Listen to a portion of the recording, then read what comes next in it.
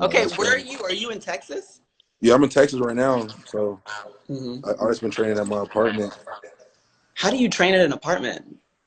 Go to the parking garage and just run up the floors and stuff like that. It's crazy. Okay, do you have any weights in the apartment? Straight push-ups out the mud. Oh, Straight you're on push-ups. that like that Herschel Walker sit-ups and push-ups, and that's it. Not that extreme, but it's like Mhm. it's getting right. Okay, just because Chase is in here commenting nonstop, do you have a good story that you could tell us? Because you have the floor. He can't say nothing, so you might as well take over. I mean, I think that we've all seen Chase get shook plenty of times at practice by JK. But I ain't gonna say nothing about that. You already said it. You already said it. I ain't gonna say nothing about that too much. You know, it's cool because I keep looking at the mock drafts, and most of them have 2 Chase, 3 you. How cool would it be to go 2-3, 2 guys who played at Ohio State? Obviously, you guys are good friends, played on the defensive side of the ball together in the same draft. No, yeah, it'd be cool just because we've always talked about it. Like, that's always a goal that we set to just push each other as far as we can. So to go 2-3, that would be kind of crazy. How much conversations are you guys having about the anticipation just leading up to the draft? I mean, we're less than a week away now. I know. We just got on FaceTime like a couple days ago, and we were just talking about like how crazy it's been, like the whole journey. And like even though the draft won't be like how we envisioned it, it's still gonna be crazy just to be a part of it. How do you think it's going to be different? Like, what does the draft look like for you now? What's your plan? Just go to my family's house, be around a lot of family, and just kind of bond that way. Are you going to dress up? Because Chase said if his suit shows up, he's still wearing it. Yeah, I'm gonna come correct. Just know that I'm gonna come correct. For sure. Can you tease what it's going to look like? What can we expect? Yeah, it'll be simple but trendy. I'll say that. Simple but trendy. Simple but trendy. I like it because it's still your day, so why not still dress up and enjoy it? Yeah, it won't be a Chase Bedazzle suit that he wore. It won't be none of that. But it'll still be nice. But it'll still shine. It won't be bedazzled, but it'll still shine. For sure. What do you think it'll be like to finally get that call? It's not a commissioner handshake, but that phone call. It's gonna be crazy just to like see the city name pop up on your phone, and then it's like, all right, here we go. All my dreams starting to come true. It's interesting because your story is you didn't start a game in 2018, right? And then you start every single game in 2019. You become an All-American. You're a top 5 pick, projected top 5 pick. How would you describe just that journey to this moment? That's crazy. Just like working a lot, putting a lot of hard work when no one else watching, and kind of watching your dreams manifest into something crazy. What do you think was the difference for you? Or what was the switch that turned on? What changed? I would just say getting a good routine, attention to detail, and then Coach Halfley came in and he just made a whole bunch of big changes. I remember Holly and I were there. We were talking to the DBs during the spring tour. For sure, yeah, we didn't know what we were gonna do, but we knew it was gonna be something cool though. But you literally claimed it. Yeah, y'all sure said it was gonna be different. We told you. So tell me how you were able to do that. All hands on deck. Everyone was giving it all they had. It was just, we knew that we had to put BIA back on the map.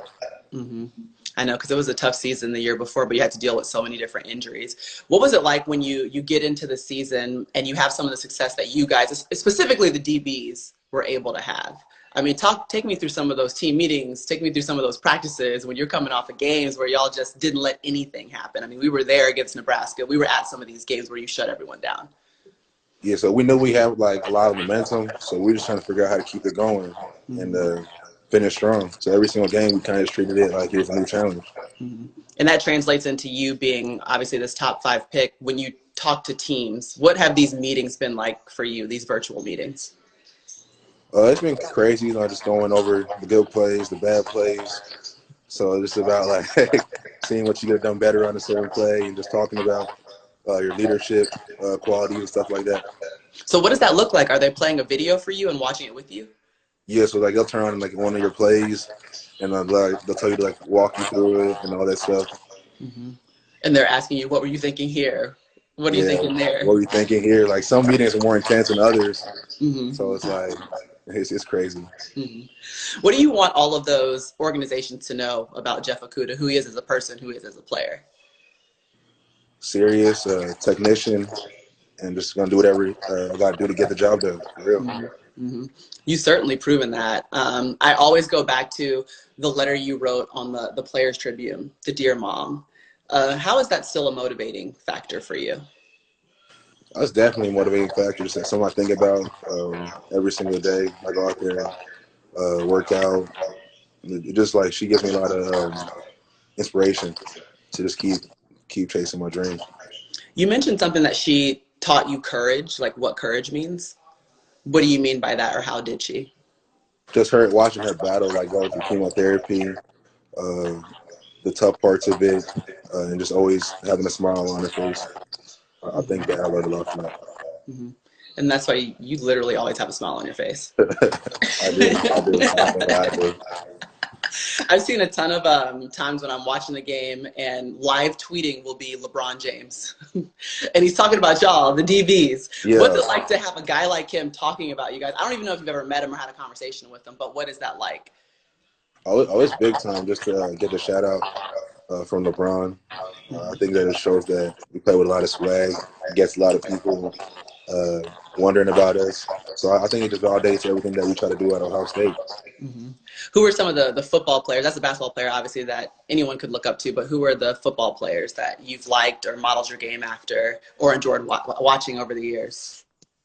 I think Keith Talib's been someone that he's from Dallas too, so he's someone that took me under his wing coming out of high school, and I just really learned a lot from him about the game. Did you train with him? Yeah. Mm-hmm. What did he teach you? He just teaches me different techniques that has worked for him. He has about 10 pick sixes, so I mean, if I could catch that number, that'd be really big. Mm-hmm. Desmond said, ask me about shutting that reporter. Wait, hold on.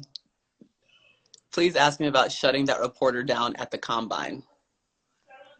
Yeah, so like, everyone knows that I'm positive about my numbers. Like, I put in a lot of work. So when he said I was playing sloppy, I just felt really offended, and it was still early.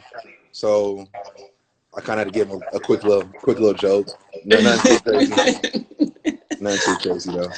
I mean, that's a good thing though. You're proud about it. But they always teach us as reporters, you know what they say? You have to be neutral. So like you can't put your opinion in the question, or the reaction might be something that we saw from you, basically. Yeah. What do you feel like are your strengths then? Because he was trying to say you had a weakness. So give me your strengths. Technique. Always playing with good technique. Willingness to come up and make a tackle. And I think just taking out receivers out the game plan. What's the fastest 40 you've ever run? 4.41. Dang.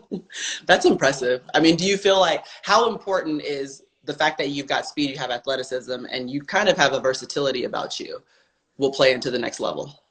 Big. I think when you play man-to-man, you got to be able to run with a lot of these guys. Like, Tyreek Hill is real fast, so you got to be able to run with him and have confidence that you can run with him and let everything loose.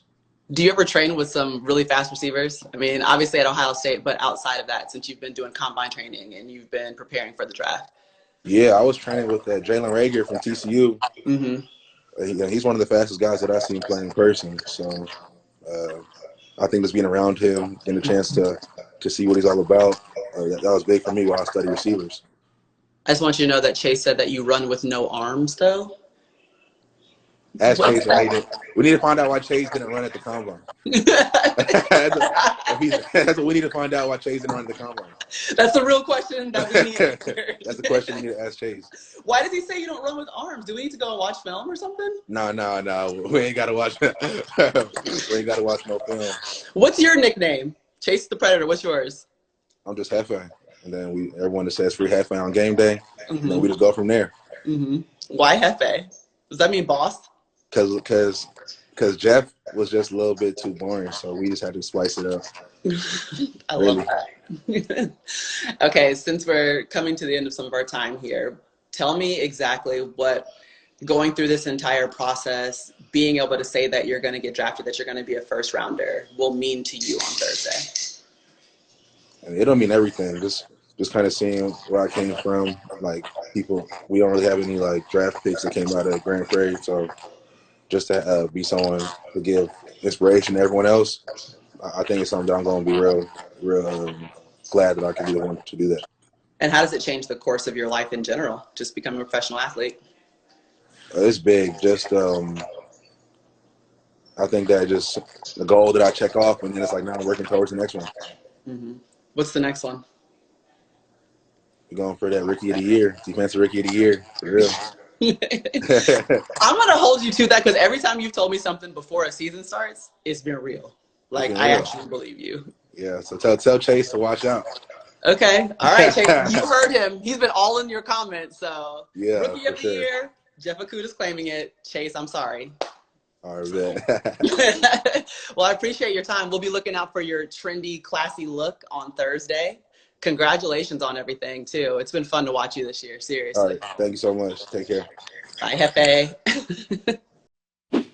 Thanks for watching ESPN on YouTube. For more sports highlights and analysis, be sure to download the ESPN app. And for live streaming sports and premium content, subscribe to ESPN+.